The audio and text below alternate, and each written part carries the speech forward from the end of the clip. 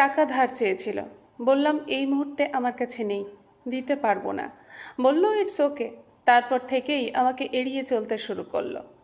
এখন সে আর আমার সাথে কথা বলে না, অথচ একটা সময় সম্পর্কটা বেশ ভালোই ছিল। বাবা অসুস্থ, ৩,০০০ টাকা দরকার, ওষুধ কিনতে হবে। টাকা ধার চাইতেই না করিনি, সঙ্গে সঙ্গেই ৩,০০০ টাকা হাতে তুলে দিয়েছিলাম তার। টাকাটা পেয়ে বলল পরশুদিন স্যালারি পেয়েই দিয়ে দিচ্ছি। বছর পেরিয়ে গেল। একদিন আমার দরকারেই টাকাটা চাইলাম। বলল এতটা নীচ মন, এই কটা টাকা আমি কি দিতাম না? তার জন্য চাইতে হলো? এমনভাবে সে বলল, আমি টাকা চেয়ে যেন বিরাট অপরাধ করে ফেলেছি। আমি আর টাকাটা পাইনি তারপর থেকে। আমি এখন তার কাছে অচেনা মানুষ। এই তো সেদিন ফটোশ্যুট করবে বলে আমার শখের ক্যামেরাটা কয়েকদিনের জন্য চেয়ে বসলো একজন। শখের জিনিস তাই দিতে রাজি হলাম না।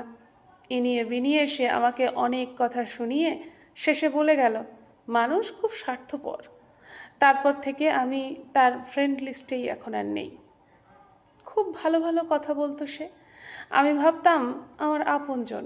সেদিন ফোন করে বলল, আমার পোস্টটা তোর পেজ থেকে একবার শেয়ার করে দিস তো। বললাম চেষ্টা করব। তার পোস্টটা শেয়ার করলাম না বলে সে কথা বলাই বন্ধ করে দিল। সম্পর্কের সমীকরণটা বদলে গেল তারপর থেকেই। এখন আর সম্পর্কটাই নেই তার সঙ্গে। পড়ার জন্য একটা বই চেয়ে নিয়ে গেল, বলে গেল ১ সপ্তাহ পর পড়ে ফেরত দিয়ে যাব। মাস সাতেক পর আমি নিজে থেকেই বইটা চাইলাম। বলল এ তো আর মহামূল্যবান রত্ন কিছু না, সামান্য একটা বই, না চাইলেও দিয়ে দিতাম।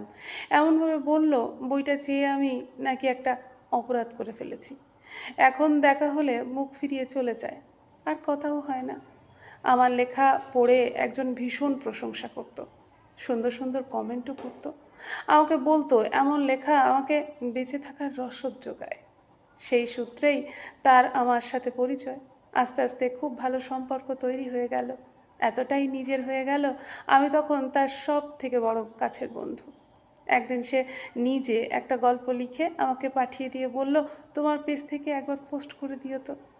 আমি তার লেখাটা পোস্ট করলাম না বলে আমি হয়ে গেলাম তার প্রতিদ্বন্দ্বী। সে আর আমার লেখার প্রশংসা করে না, বরং আমাকে ইগনোর করে চলে।